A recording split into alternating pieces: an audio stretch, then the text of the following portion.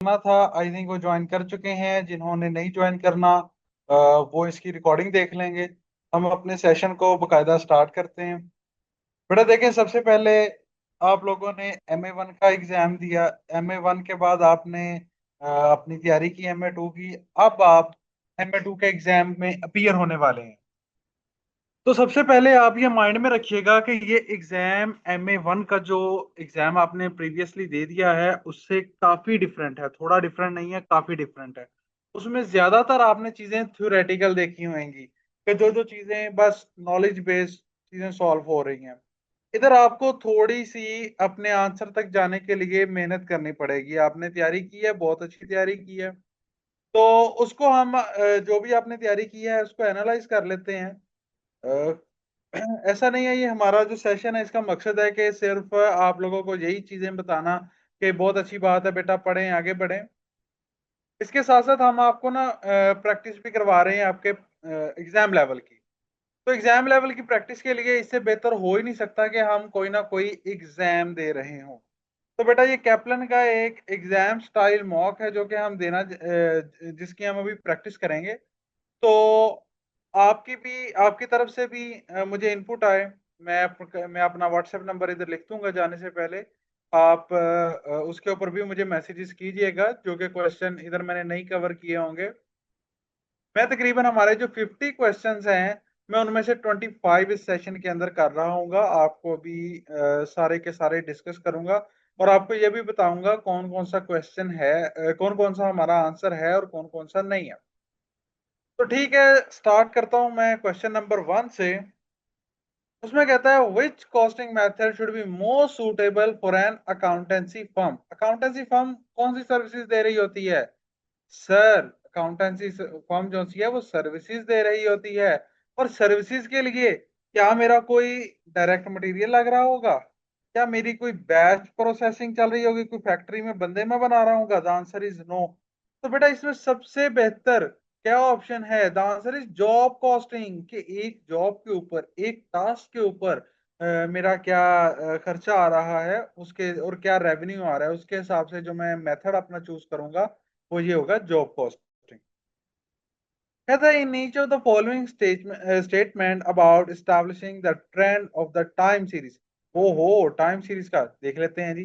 कहता है where the time series is approximately linear the line of the best fit can be estimated on the scattered graph. तो आपने बेटा ये graph का चैप्टर अगर पढ़ा होगा तो उसके अंदर से मेरे ख्याल से ये वैसे ही लाइन उठा ली गई है, एज इट इज ही। तो ये बिल्कुल ठीक है। उसके बाद जाते हैं where the time series is not approximately linear moving averages can be calculated. तो उसके लिए मूविंग एवरेजेस कैलकुलेटेड है। ये जस्ट एक नॉलेज बेस्ड कंसेप्ट है, दोनों स्टेटमेंट्स ट्रू हैं इसके अंदर। ठीक है, मैं इधर मेंशन भी कर देता हूँ ये दोनों स्टेटमेंट्स ट्रू हैं। अब थोड़ा सा हम और मजीद इसको नीचे आ जाते हैं। उसके अंदर बेटा ये भी ग्राफ से ही हमारा क्वेश्चन है। कहता है the four vertical lines have been labelled. क्या कौन कौन सी उसने 4 लाइन लेबल की हैं बेटा? एक तो उसने ये वाली लाइन लेबल की हुई है, एक उसने एज की लाइन, ये बेटा इसको इतना अलहदा पढ़ना है हमने, और इसको इतना, sorry I don't know what happened, और इस लाइन को आपने इतना अलहदा पढ़ना है। ठीक है, ये बीच में जो कट है उसको इधर से अलहदा पढ़ना। अच्छा, उसको वो कहता है, इसकी इस लाइन को जे कहता है, इस लाइन को वो एज कहता है। ये जो इतनी उसने इधर से इधर तक लाइन लगाई है इसको जी कह रहा है। एंड दिस लाइन को, ये जो के वाली लाइन है, ये जो जीरो से इधर तक स्टार्ट हो रही है, इसको वो के कह रहा है। कहता है which of the line represent the total contribution at the level of that activity. बेटा हमने कंट्रीब्यूशन, तो कंट्रीब्यूशन हमेशा कैसे आता है बेटा? हमेशा कंट्रीब्यूशन जब आप कैलकुलेट करेंगे तो ऊपर लिखेंगे आप सेल, सेल से लेस कर देंगे। वेट कीजिएगा, मुझे इधर टेक्स्ट का कॉलम है। सबसे पहले बेटा आप लिखते हो सेल्स, लेस कर देते हैं आप वेरिएबल कॉस्ट।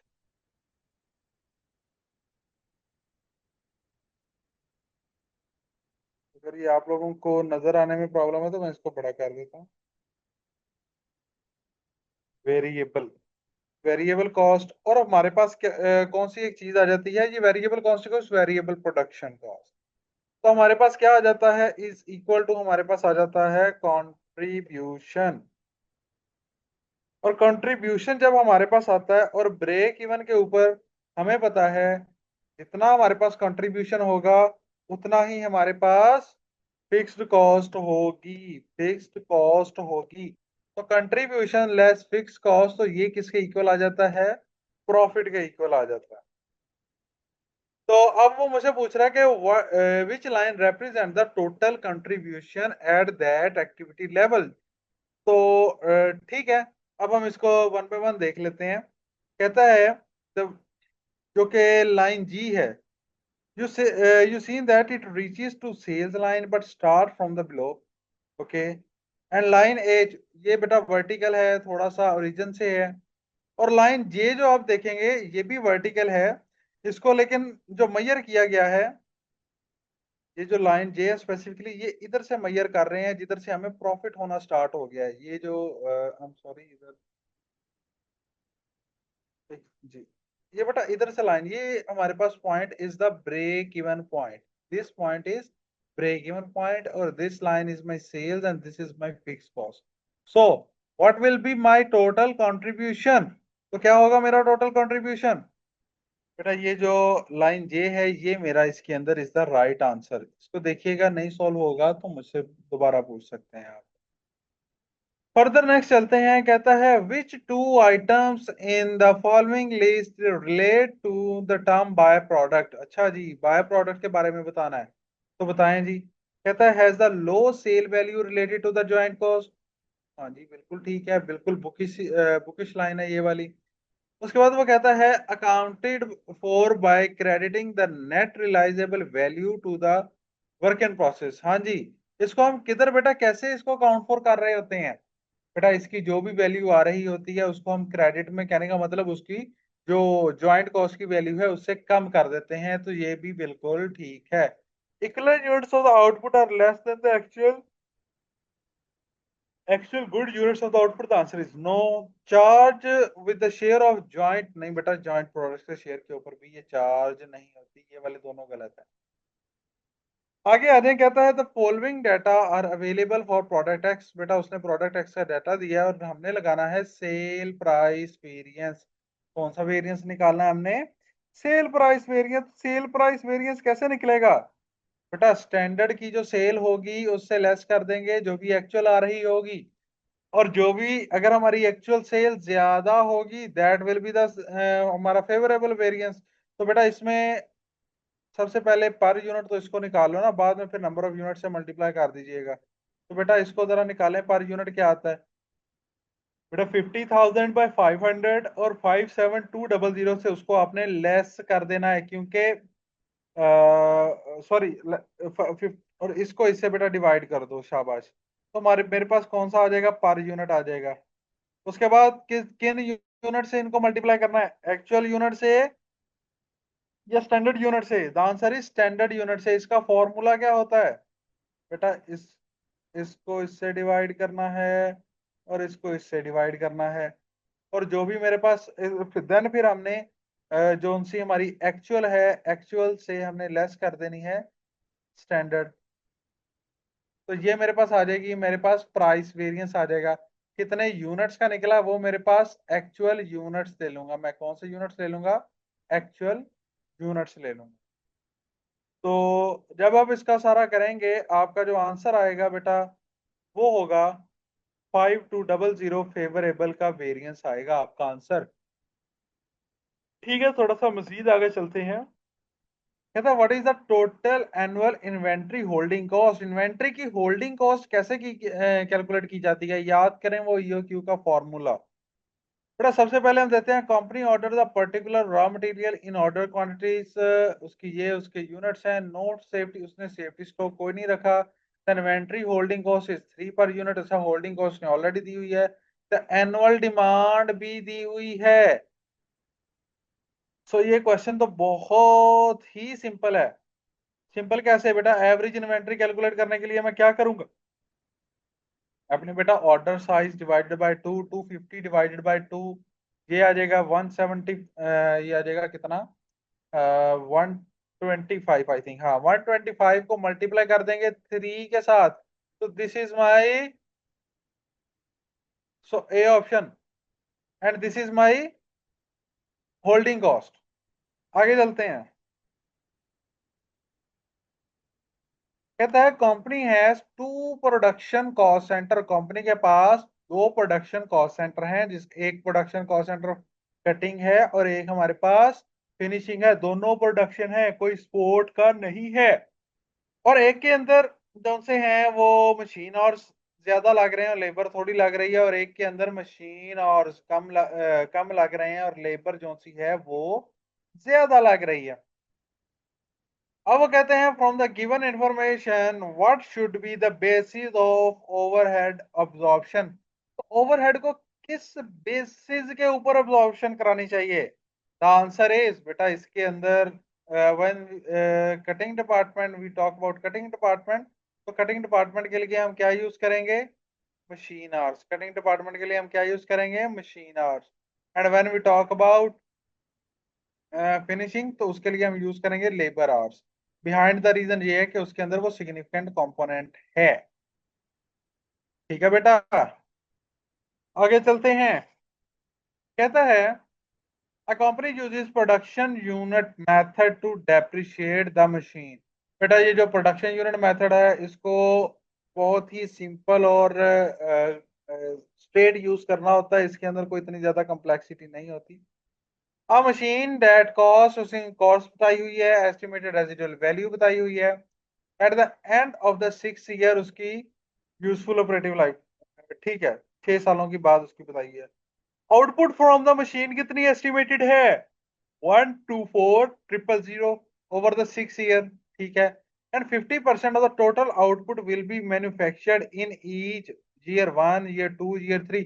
बेटा उसकी जो कैसे कहते हैं, जितना हमने यूटिलाइज कर लिया हुआ है वो उसका बता दिया हुआ है। ठीक है, आगे चलते हैं।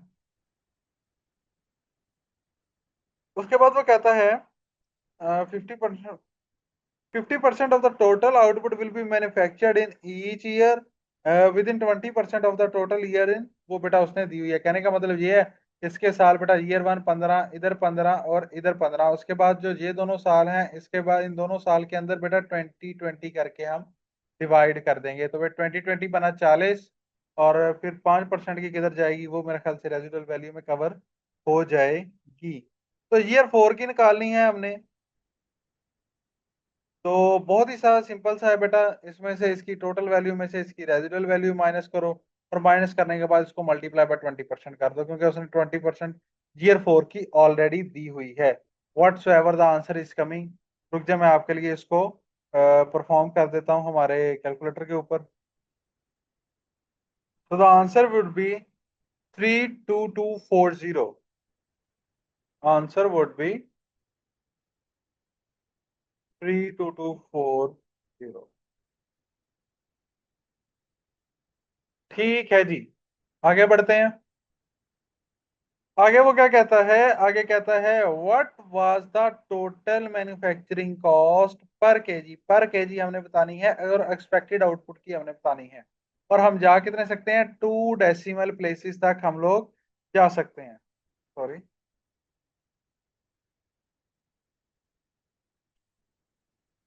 बेटा जब भी आपके पास आपके सामने क्वेश्चन आए, शायद आपकी प्रैक्टिस नहीं है इस चीज की, आपने सबसे पहले उसकी रिक्वायरमेंट को रीड करना है, देन आपने क्वेश्चन की तरफ जाना है। तो ये देख लें बेटा, 12,000 kg ऑफ मटेरियल्स जिसकी कॉस्ट है इतना, were input to the manufacturing process of the period during the conversation cost, उसकी कन्वर्जन, सॉरी ये कन्वर्जन कॉस्ट भी एलोकेटेड है। Losses were up, losses in the period were, ये लॉसेस के दिया हुआ है 960 kg है। एंड नो सेलेबल वैल्यू, उसकी सेलेबल वैल्यू भी कोई नहीं है। जो नॉर्मल लॉस है वो भी ये है। मुझे total manufacturing cost per unit चाहिए। सबसे पहले तो बेटा ये देखो कि मेरी एक्सपेक्टेड आउटपुट कितनी है। जब, क्योंकि हमने निकालनी कौन सी है, हमने बेटा पर यूनिट निकालनी है। जब पर यूनिट निकालनी है तो सबसे पहले बेटा 1200 को मल्टीप्लाई कर दो 90% से। तो मेरे पास कितने यूनिट्स बनेंगे, कितने यूनिट्स मैन्युफैक्चर होंगे? द आंसर इज, बेटा इसको मल्टीप्लाई कीजिएगा, द आंसर इज, बेटा इसको जब मल्टीप्लाई करेंगे आप 90% से, क्योंकि 10% का नॉर्मल लॉस है, तो मेरे पास कितना आएगा? मेरे बेटा मेरे पास आएगा 10800, 108, सॉरी 800। थोड़ा सा इस तरीके से बर्दाश्त कीजिएगा। अच्छा, इतने यूनिट्स बेटा हम कर पाएंगे।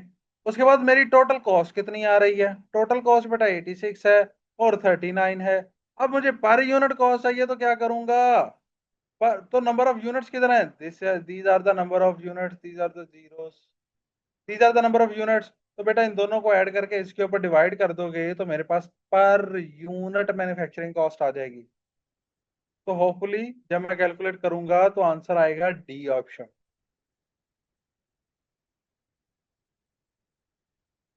वैसे आगे बढ़ते हैं।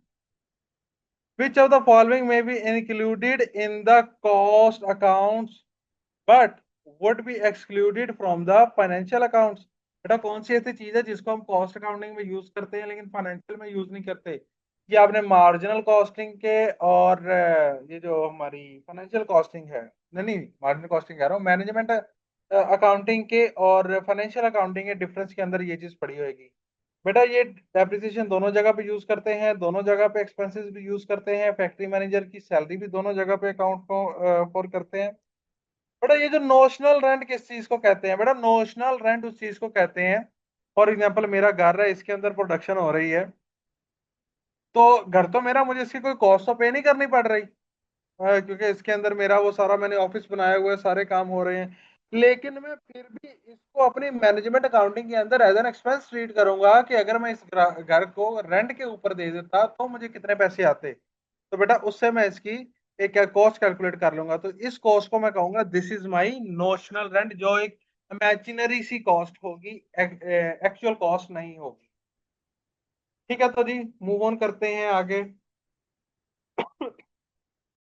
जी total, what is the total relevant cost of the raw material X? बेटा ये वही रेलिवेंट कॉस्टिंग अप्लाई होनी है। रेलिवेंट कॉस्टिंग का क्या प्रिंसिपल है? याद करें, जो हमारी ऑलरेडी मटेरियल पड़ा हुआ होता था उसको हम किसके ऊपर, उसको किसके साथ मल्टीप्लाई किया करते थे? बेटा उसको उसकी अपॉर्चुनिटी कॉस्ट, जो कि हमारे कॉस्ट पड़ रही होती थी उसकी डिस्पोजल वैल्यू के ऊपर भी उसको कर रहे होते थे। तो स्पेसिफिकली क्वेश्चन पढ़ते हैं तो आपका होपफुली कंसेप्ट कौन सा है वो रिवाइज हो जाएगा। Project that requires 400 KG of the raw material, 400 KG उसको रॉ मटेरियल चाहिए, रॉ मटेरियल एक्स। उसके बाद द कंपनी हैज, उस बेटा 400 से 150 जो सा है वो ऑलरेडी इन द स्टॉक है। इसको 6 मंथ पहले उन्होंने 55 का परचेज किया हुआ था। The company has no longer use the product as the inventory X could be sold for, अब बेटा उसकी नेट रियलाइजेबल वैल्यू लगेगी, और उसके बाद करंट परचेज प्राइस 53। बेटा ये जो 150 है इसको हम मल्टीप्लाई कर देंगे 40 के साथ। बेटा जी इसमें इस तरीके से होना है, 150 मल्टीप्लाई बाय 140, जो भी इसका आंसर निकलेगा। और उसके बाद जो रिमेनिंग यूनिट्स रह जाएंगे 400 केजी में से, that will be I think 250 units, और उसमें मल्टीप्लाई हो जाना है 53 के साथ। तो कैलकुलेटर उठाएं और मुझे इसका आंसर बताएं। बेटा इसका आंसर है 19250। आगे बढ़ते हैं। बेटा if the direct labour hours are used to absorb the indirect cost, which department will have the highest hourly बेटा hourly absorption rate आना है, तो absorption rate कैसे आता है? और मेरी बेस कौन सी है? डायरेक्ट लेबर और है, तो hourly absorption rate कैसे आएगा? बेटा ये डिपार्टमेंट की कॉस्ट आपके पास गिवन है, सब डिपार्टमेंट की कॉस्ट गिवन है, तो जितनी जितनी मेरे पास कॉस्ट गिवन है उसको मल्टीप्लाई कर दो उतने उतने लेबर आवर से। और देखो कि सबसे सबसे ज्यादा किस डिपार्टमेंट का आता है? इसको बेटा करोगे तो जीरो से जीरो कैंसिल, इधर सिक्स आ जाएगा, इधर क्या आ जाएगा, सिक्स आ जाएगा। इसको करेंगे बेटा, इसमें जीरो से जीरो कैंसिल, 15, 30, और ये बेटा ये भी आई थिंक सिक्स ही आ जाएगा, ये भी सिक्स ही आ जाएगा। एंड 120 डिवाइड बाई, इसको जरा कैलकुलेटर से कर लीजिएगा, और इधर से एट आ जाएगा। डिपार्टमेंट डी का जो सा है वो एट आ जाएगा। तो इस पे जब आप उसका करेंगे, 1 to 0, 000 divide by 1 to 50, that will B 9.6। तो 9.6 जो सा है वो सबसे ज्यादा हायर है, तो सबसे ज्यादा हायर पे किसका आया, डिपार्टमेंट सी का आया। बहुत ही सिंपल और इजी इजी सी कैलकुलेशंस हैं। अच्छा जी, अब आ जाए 13 क्वेश्चन के ऊपर। 13 क्वेश्चन के ऊपर वो कहता है टू स्टेटमेंट्स, कहता है two statements follow about the purpose of email system. बेटा ईमेल सिस्टम, उसमें वो कहता है purpose of the email system is to send and receive the data a computer can work with, the answer is yes. The purpose of an email system is to send and receive the message quickly and cheaply, the answer is yes. Both statements are true. ठीक हो गया, आगे बढ़े। बेटा ये वाला question बहुत ही मजे का क्वेश्चन है। इसमें वो कह रहा है in a transport business unit cost are calculated per ton kilometre. तो बेटा इसके ऊपर जब मैं डिवाइड करूंगा तो मेरे पास देखो, सबसे पहले तो टोटल कॉस्ट होनी चाहिए। जब टोटल कॉस्ट को डिवाइड करना है पर टन पर किलोमीटर से, तो एक तो मेरे पास एवरेज लोड आ जाएगा जो कि टन्स में गिवन है। बेटा मैं डिवाइड करूंगा इसको, और उसके बाद आ जाएगा एवरेज डिस्टेंस जो कि किलोमीटर्स में है। अब मुझे ये बताएं कि क्या इधर मुझे एक जर्नी की ये टोटल कॉस्ट गिवन है या तमाम तर जर्नी के गिवन है। द आंसर इज तमाम तर जर्नी की गिवन है, तो बेटा इसके साथ मल्टीप्लाई कर देंगे ये भी। तो तीनों को मल्टीप्लाई कर लीजिएगा, और आफ्टर दैट जो आंसर आएगा,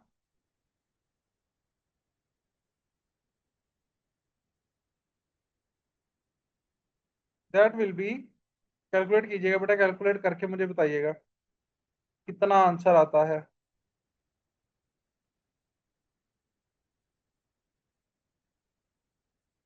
hopefully it will be 4.12।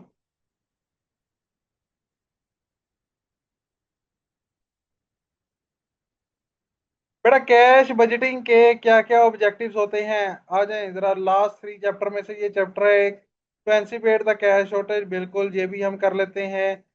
To enable the necessary funds to be made available, जी बिल्कुल ये भी इसका ही फायदा है। To monitor the trade receivable, the answer is no, इसके लिए तो एजिंग रिपोर्ट होती है। तो वन एंड टू किसमें, one and two A option. बेटा which of the following describe, बेटा फ्लेक्स्ड बजट क्या होता है। अब आपको इसमें थोड़ा सा समझा देता हूँ। बेटा फ्लैक्स कौन सा बजट हमने ना पिछले साल हमारे फॉर एग्जांपल दो बिजनेस हम कर रहे थे, दो बिजनेस से हमें प्रॉफिट आया था। 100 रुपया हमें बिजनेस से दो बिजनेस हम कर रहे थे, दोनों बिजनेस से 100 रुपया प्रॉफिट आया था। अभी हम राइट एक बिजनेस कर रहे हैं और एक बिजनेस का प्रॉफिट 60 रुपया आया है। तो मेरा आपसे क्वेश्चन है कि मेरे पास पिछले साल ज्यादा प्रॉफिट था या इस साल ज्यादा प्रॉफिट है। द आंसर इस पिछले साल का ज्यादा प्रॉफिट है। लेकिन अगर देखा जाए, हमने उसमें से एक बिजनेस तो सेल कर दिया। अब हम वो जो दोनों की जो कॉस्ट है ना, अब उसको हम करेंगे अपोर्शन करेंगे। उस प्रॉफिट को मैं क्या करूंगा, अपोर्शन करूंगा, किसमें, दो हिस्सों में। उसमें मैं कहूंगा पिछले साल मेरा एक बिजनेस का, अगर मैं पर बिजनेस अपना प्रॉफिट देखूं तो वो 50 आ रहा था। तो राइट नाउ मेरे पास एक बिजनेस से 60 प्रॉफिट आया। तो बात समझ रहे हैं, फ्लैक्स चीज किसको कहते हैं, किसी भी चीज को डिल्यूटेड फॉर्म के अंदर शो करना, that will be the flex. तो बजट को डिल्यूटेड फॉर्म में शो करना विल कॉल फ्लैक्स बजट। तो what will be the answer, वो कहता है budget that is adjusted to the actual level of the activity. यानी कि हमारी बजटिंग के हिसाब से नहीं, एक्टिविटी के हिसाब से उसको एडजस्ट कर देना, that will be the flexed budget. Which of the following formula can be used for calculating the labor efficiency ratio। बेटा efficiency ratio कैसे आती है, कि कितने घंटे काम किया, घंटे विल बी द एफिशिएंसी। तो स्टैंडर्ड घंटे माइनस स्टैंडर्ड आवर्स किधर हैं लिखे हुए हैं, ये देखे बेटा, स्टैंडर्ड घंटे माइनस एक्चुअल, सॉरी, स्टैंडर्ड घंटे माइनस एक्चुअल आवर्स। मैंने एक ही लफ्ज बोल दिया था आई थिंक। उसके बाद आ जाए बेटा 18th एमसीक्यूज के ऊपर। In year one a company incurred the following indirect cost. बेटा दो इनडायरेक्ट कॉस्ट उन्होंने बताई हुई हैं। अच्छा जी, सबसे पहले हम रिक्वायरमेंट रीड करते हैं। In year two how much the indirect cost will be a portion to the department B. बेटा ईयर वन की कॉस्टें दी हुई हैं, ईयर टू की कॉस्ट निकालनी है, तो कैसे निकालेंगे? कहता है these cost are apportion to the department A department B. ये दोनों कॉस्ट है डिपार्टमेंट ए को भी डिपार्टमेंट बी को भी।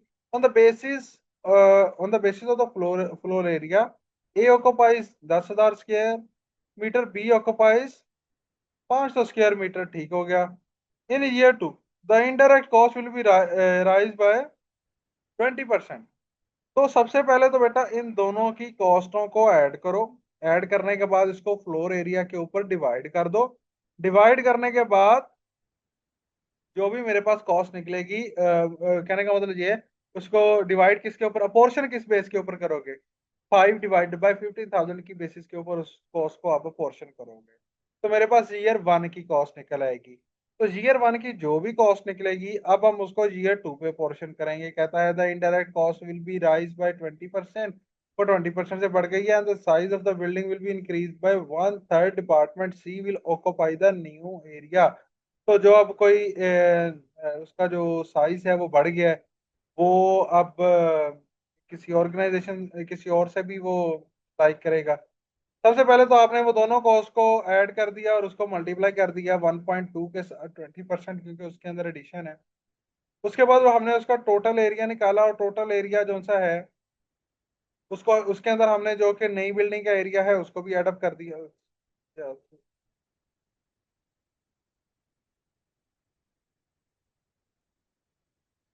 बेटा वन थर्ड का इंक्रीज भी आ गया उस बिल्डिंग के अंदर। कहने का मतलब ये है, पहले वो एरिया टोटल कितने स्क्वायर मीटर था? पहले बेटा वो 10,000 5,000 स्क्वायर मीटर था। अब एक और नई बिल्डिंग भी आ गई है, उसका वन थर्ड से वो हिस्सा बढ़ गया है। तो वो अगर वन थर्ड से मैं बढ़ाऊंगा तो वन थर्ड से बेटा बढ़ाएंगे तो 15,000 मल्टीप्लाई बाय 1.3, तो ये बन जाएगा 20,000। तो अब मुझे जो कॉस्ट जो हमारी अपोर्शन करनी है वो किस बेसिस के ऊपर करनी है? ईयर टू के अंदर 5,000 ओवर 20,000, क्योंकि मेरी जो बेस है एलोकेशन बेस है वो फ्लोर एरिया है। ये क्वेश्चन इतना इजी नहीं था। मैं आपको इधर इसको थोड़ा सा लिख भी देता हूँ। फर्स्ट ऑफ ऑल आपने क्या करना है बेटा, ईयर वन की कॉस्ट मेरे पास दी हुई है, उसको आपने करना ये है 35, मैं जीरोस को इग्नोर कर रहा हूँ, प्लस 45। इसको मैं मल्टीप्लाई कर दूंगा किसके साथ? 1.2 के साथ, क्योंकि कॉस्ट में इंक्रीज जो आया है वो कितना आया है बेटा? कॉस्ट के अंदर इंक्रीज आया है 20% का। और मेरे फ्लोर एरिया के अंदर कितने परसेंट का इंक्रीज आया है बेटा? वो मेरा 10 जमा 15 पहले था, 10 जमा 5 इसको करूंगा,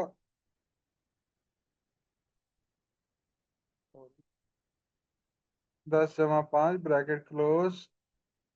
बेटा ये मेरे पास पहले था, इसको मैं वन थर्ड से इंक्रीज कर दूंगा तो 1.33। नहीं जी बेटा, इधर से मुझे जो भी वैल्यू आएगी that will be the cost. इधर से जो भी वैल्यू आएगी उसको डिवाइड कर देना है, जो भी वैल्यू इधर से आएगी, then you will find your answer in this question. तो इस क्वेश्चन को मैं फर्दर सॉल्व नहीं कर रहा, इसको खुद से अटेम्प्ट कीजिएगा, ये एक अच्छा क्वेश्चन है। Which of the following items are treated differently in cash accounting compared with the accrual accounting? और ओहो बेटा, सबसे पहले तो ये देखो कि कैश अकाउंटिंग में डेप्रिसिएशन होती है।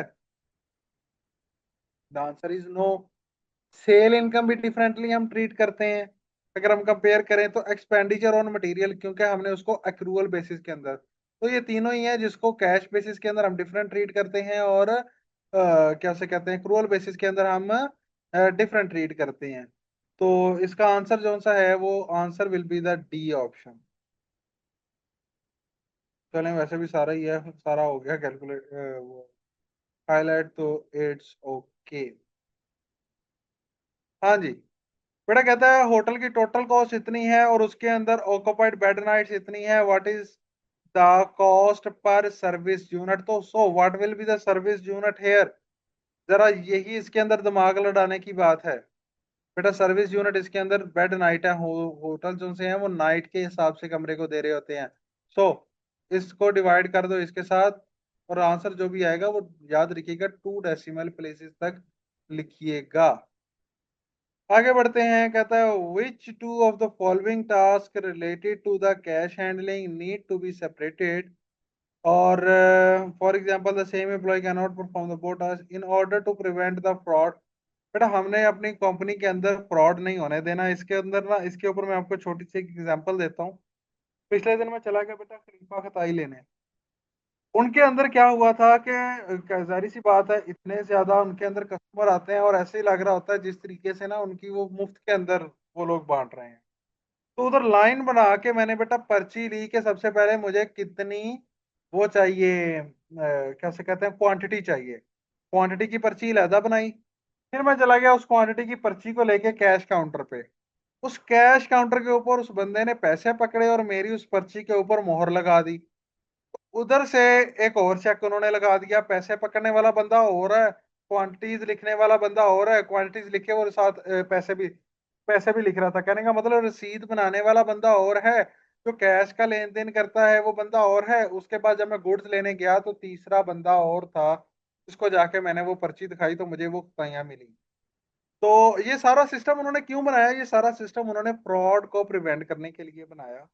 तो स्पेसिफिकली अगर मैं इस क्वेश्चन की बात करूं, तो इसके अंदर वो कहता है कि उसने किस फ्रॉडुलेंट एक्टिविटी से बचाना है कैश हैंडलिंग को। बेटा कैश हैंडलिंग कैश एक लिक्विड एसेट है। तो सबसे पहले तो हम इसको एक इसकी एक अलहदा duty assess to the liquid assets ये कर देंगे। Filing of the procedure, investment of the surplus fund, ये भी बात नहीं। ये रिकॉर्डिंग ऑफ द ट्रांजैक्शन। बेटा ये जो जितनी भी ट्रांजैक्शन है इसके अंदर क्या चीज होनी चाहिए? इसके अंदर बेटा होनी चाहिए, ये दोनों कास्ट आपस से सेग्रीगेटेड होने चाहिए कैश की हैंडलिंग के लिए। तो आगे बढ़ते हैं। अब वो कहता है इस क्वेश्चन के अंदर, a company manufacture a single product जिसकी जो पर यूनिट सेल दी हुई है, उसने द कॉस्ट भी दी हुई है, उसने 20,000 of the units were manufactured in a period during which 19,700 units were sold। बेटा 20,000 मैन्युफैक्चर्ड हुए हैं, 19,700 जो से हैं वो सेल हुए हैं। मार्जिनल कॉस्टिंग के अंदर कंट्रीब्यूशन कितना आएगा? कंट्रीब्यूशन का प्रोडक्शन से क्या लेना देना? कंट्रीब्यूशन तो आएगा इनका। और इसको बेटा सेल 70 माइनस कर दो वेरिएबल प्रोडक्शन कॉस्ट, और उसके बाद जो भी आंसर आएगा उसको मल्टीप्लाई कर देना 19700 के साथ। You will get your answer.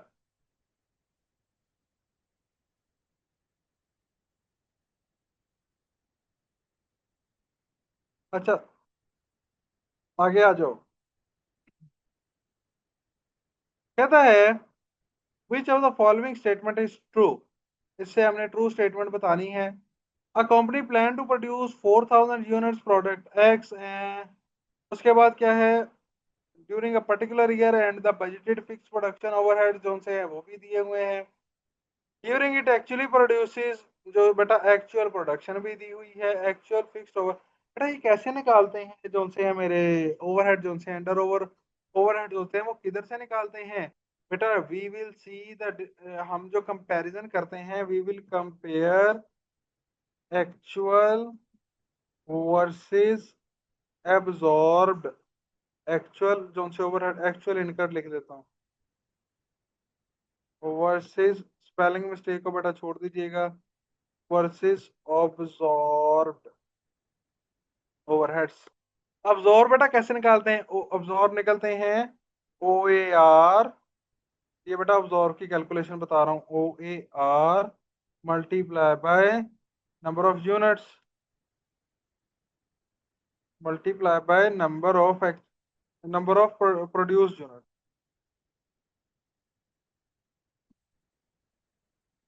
Production units.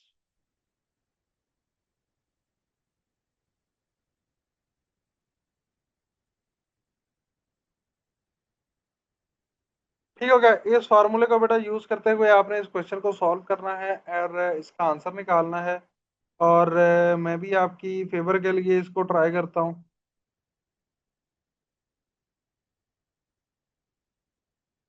बेटा जो ओ ए आर बनता है वो 5 बनता है। उसको जब मैं मल्टीप्लाई करता हूँ अपने अब क्या से कहते हैं क्वांटिटी के साथ, जो कि एक्चुअल क्वांटिटी है, वो बेटा 42,000 है। 42,000 को 5 से मल्टीप्लाई करें, that will be the 21,000।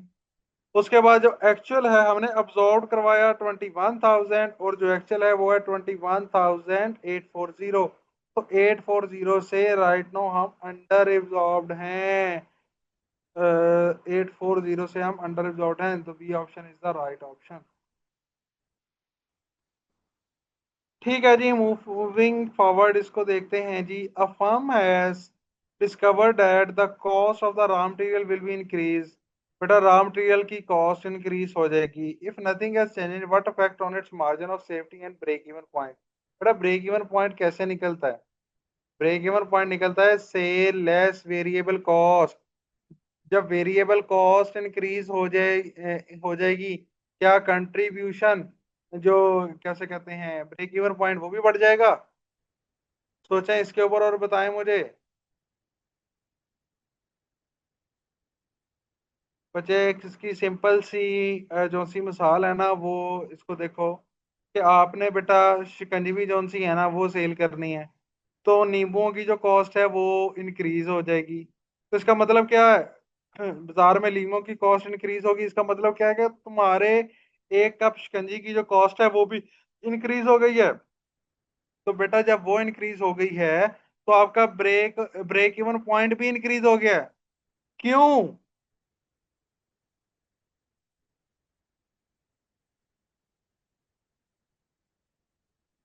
Because cost is higher, you need to sell more cups to break even. ठीक है बेटा, जब ये चीज हायर होगी तो सिंपली सी बात है बेटा, हम जो अपना वो रख रहे होते हैं, मार्जिन ऑफ सेफ्टी रख रहे होते हैं, वो उस हिसाब से श्रिंक हो जाएगा। कहता है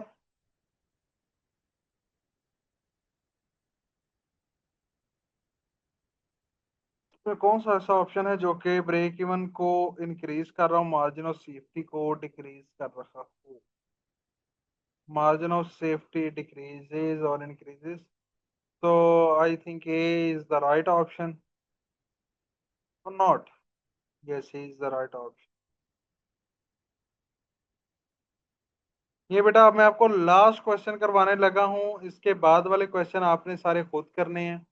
और फिर मुझे बताना है, कहता which of the following unbudgeted events could lead to the favourable cash flow. Favourable cash flows लानी है तो कैसे आएगी? Extend the credit given to the customer. बेटा इससे कैश फ्लो तो और ज्यादा हो जाएगी। Reduce depreciation. बेटा डेप्रिसिएशन तो नॉन कैश ट्रांजैक्शन है।